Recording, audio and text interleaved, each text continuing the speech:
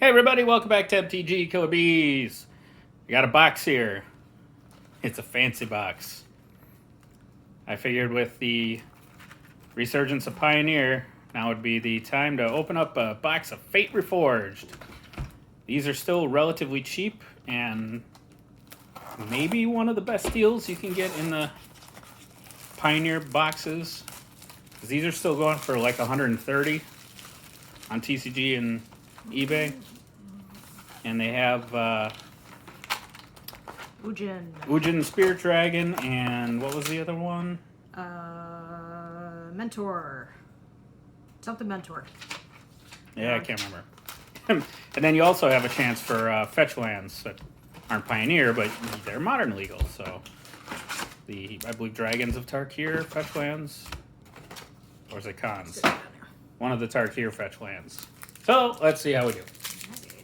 I'm going to open this Ujin pack. Look at him. As you can see, I have stolen the table and started a puzzle. There are probably puzzle pieces scattered all over there. Yeah, she's got a Final Fantasy VII puzzle. She's excited for the remake coming out. I'm so excited. Alright, we got a Timur War Shaman. Some Monastery Mentor. Oh, that's pretty. Common foil. Ooh, nice. Alicia who smiles at death. She's a good commander. And this Dismal Backwater. It's rare.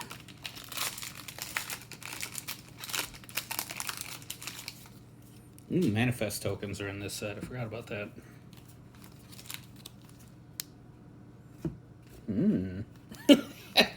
Of course. Mob roll. Where's there? It is. Junk. Thornwood Falls. Tragic, thank you for the recommendation. The Thing, obviously, is a classic, so I've seen that one. I started watching Lock and Key, and I got 3 episodes in, and holy crap, is it bizarre. So I'm working on that. And if anybody likes bad movies, Velocipaster was hysterical. I got Silumgar, the Drifting Death. Yeah. Well, why don't you tell them what Velocipaster is about? It's about a pastor who loses his faith in God and goes to China on, a retreat to find his faith again, and gets a curse, and he becomes he can transform into a velociraptor. And it was made for $35,000. Soul of Winter. Blossoming Sands. It's glorious in its badness. Also, there's just random ninjas that show up at some point during it, and he gets help from a prostitute. Oh good. Another Ojutai, Soul of Winter. Oh, good. And we've already got the duplicates. And Scourge Burns. Another Manifest. Flame Wake Phoenix. Ooh, hey. Oh, you get our first We got a fetch land? Nice. Delta. Polluted Delta, first fetch land. The Demir one. Not a huge fan of fetch lands, especially in organized tournament play, because they're just expensive and annoying. Shuyun, the Silent Tempest. Jungle Holler. Ooh. We just got a foil. That's the one. Nice. Monastery Mentor in foil. The foiling is super subtle on that. That's crazy. There you go. You can kind of see it. Nice. That's a good damn find. Nice pull. Okay, and I got a Soul Flare. I forgot Delve was in this set. The creature card with flying was exiled with Soul Flare's Delve ability. Soul Flare has flying. The same is true for First Strike, Double Strike, Death Touch, Haste, Hexproof, Indestructible, Lifelink, Reach, Trample, and Vigilance. Put enough evergreens on there. Wow, okay. And again, I got a foil Shockmaw Dragon. It's always cool when there's lightning or fire on the foils, because those are always the best effects to foil. A Yasova Dragonclaw. There's a lot of legendary creatures in this set that have different mana colors in their rules text, which means you can play them as commanders for 3 color, which is nice.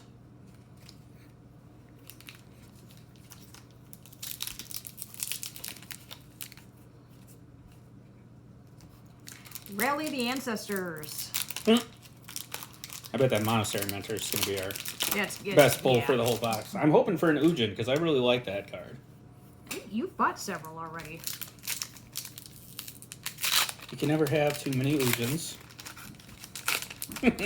Or Dark Rits. That's true. We basically have keep a all the Dark ton of Rituals. Dark Rits. Alright, Jeskai Infiltrator. Oh, good. You got another one of him. Get some duplicates again. What does he do? Tranquil Cove. Okay, he's got Prowess. Whenever you cast a non-creature spell, you may pay hybrid 2 hybrid red-white. If you do, target creature gains double strike until end of turn. And he's blue, red, and white, so I feel like you could build a pretty sweet deck around that. I'm in the midst of trying to build a Uro Titan of Nature's Wrath commander deck. Because I think the ability to mill yourself with that guy would be pretty good. Siege. Oh, I forgot these were in here too. Choose cons or dragons. Manifest. Bloodfell Caves. Hey, we got a Lotus Path Djinn. Ooh. Common. The foiling's really muted in these. Yeah.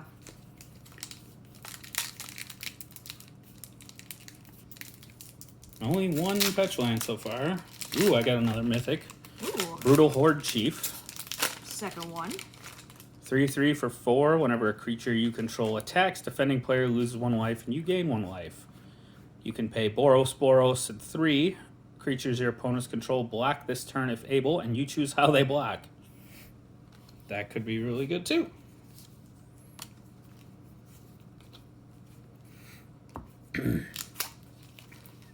Alright, we got a Sage Eye Avengers.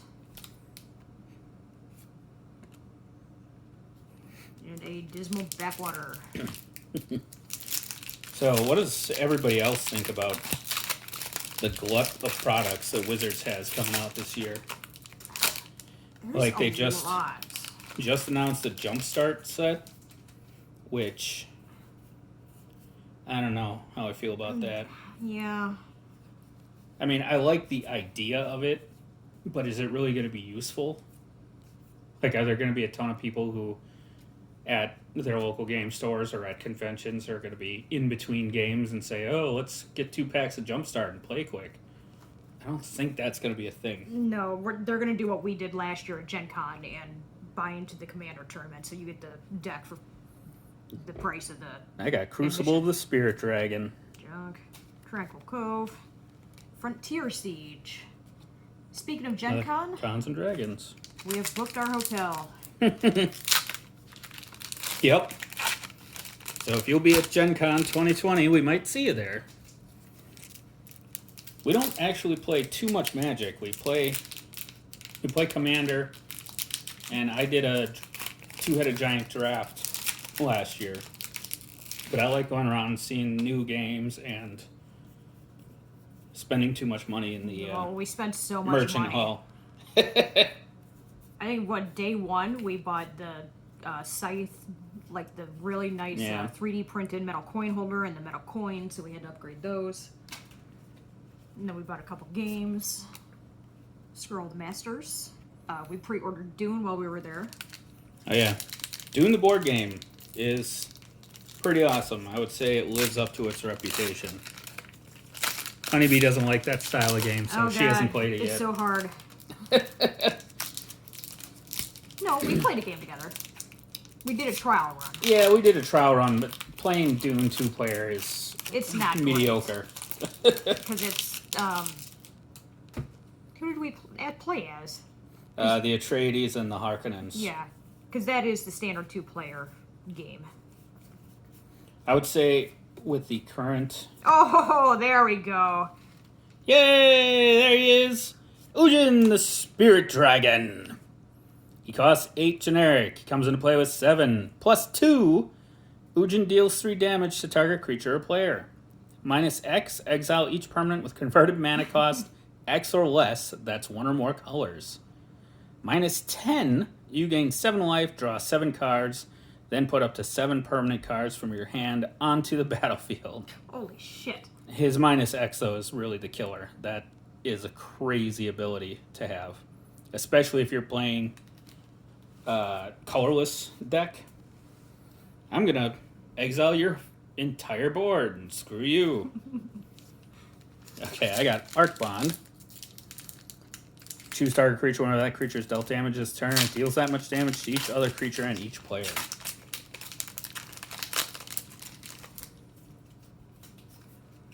I might pick up another box of this since it's going so cheap. Yeah, I was really surprised it's still as low as it is. What year was this? Shamanic Revolution, 15? Revelation. No, Revelation. Yep. Yeah, I wasn't even looking. It is 2015. Wizards of the Coast, made in Belgium. So yeah, for a 5-year-old set that you can get for really under $150 a box. I mean, freaking Kaladesh boxes are going for near 200 or over now. Fuck, are they? And that's a newer set than this. People really didn't like this set. Still only 1 fetch land. That's kind of disappointing. Palace Siege. So we're up to 3 of the sieges. We have a Archfiend of Depravity. I like the And- Archfiends. Oh. Beginning of each opponent's end step, that player chooses up to 2 creatures he or she controls, then sacrifices the rest. We got a foil uncommon, Honor's Reward. Yeah, all foiling is very subtle. I like branch on this one.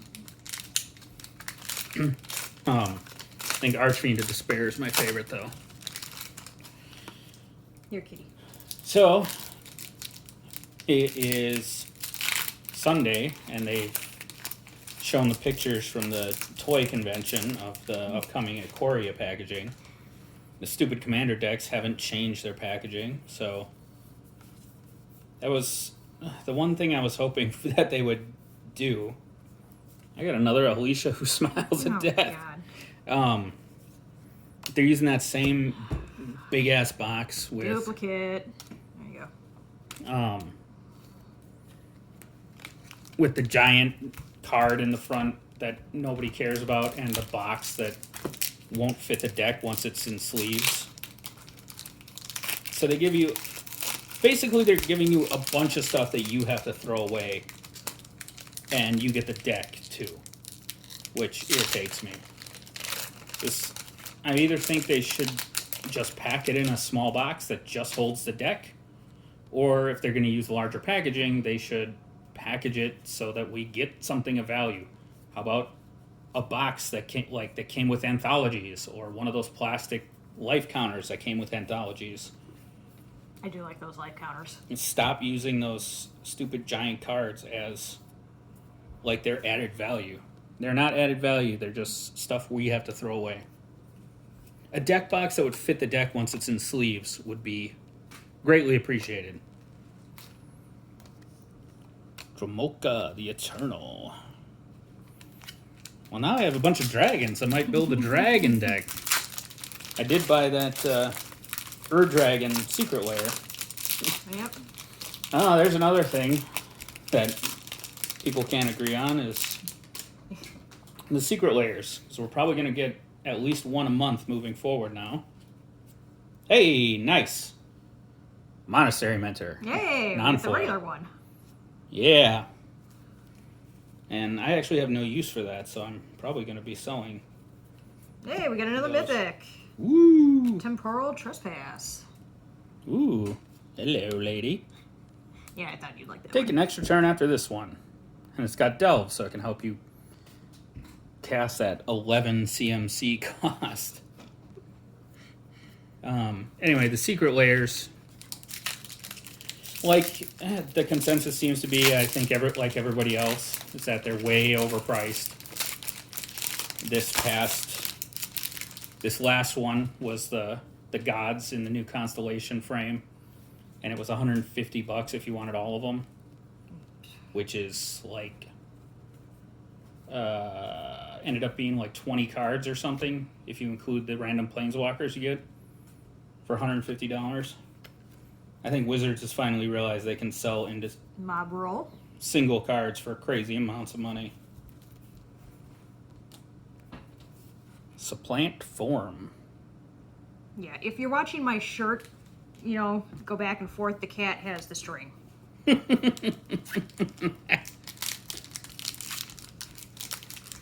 Yeah, he just ate, so he's all wound up. It's keeping him quiet and, not running up and down the stairs constantly. Now he's trying to rub up against the tripod. Shoot.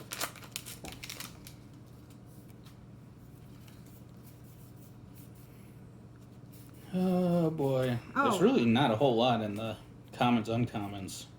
No. Let us know if there's any interest. I have, of course, pre-ordered the first class edition of Final Fantasy VII, so I will have the game the day it comes out on the 10th, and I have taken both that Friday and Monday off so I can play it. So if anybody's interested in a stream, let us know. Dragon Scale General. Okay. Last pack. Oh, I guess you're going to open it, huh? What a Miss Fancy. Hey, I pulled two good ones. We do need to test a microphone for the stream. I think you just need a headset. Wild call. Disappointing end there. Discard Craig. We did pretty well, though. That was a pretty only one fetch land, but we got 2 Monastery Mentors and an Ujin. So, yeah. Should we quick scan it up and see what we got? Yep. Alright, so we scanned them up. And, of course, the foil Monastery Mentor was worth the most. $85.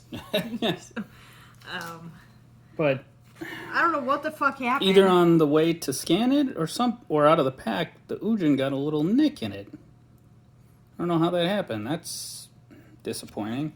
Light played for Ujin is $56. That makes me sad. I'm going to keep it anyway. Well, though, yeah, so you're keeping that. we're never selling that. Monastery was $35, the regular. No, 25. Was it? Oh, 20. You're right, 25. The Pluto Delta was about 20 something. So overall, what do we have? $200. Including the ones not worth more than $1. Yeah, there were a lot that were 25, 20, Yeah. 30 cents. So this is the pile of rares that weren't worth anything, aren't worth selling probably. But that was a really good pull for. yeah, this was a pretty good box. Maybe I won't buy another one and tempt fate. Tempt the fate no. Reforged. No, we have other things that we can open. I still have a Mythic edition for War of the Spark. It's true. That I am saving. So, who knows I might take Rudy's advice and buy some collector's boxes of Theros Beyond Death. Because they're cheap right now, and they're probably just going to go up.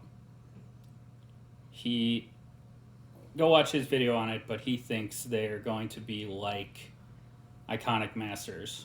Everybody's mad at first, and you can get them for crazy cheap.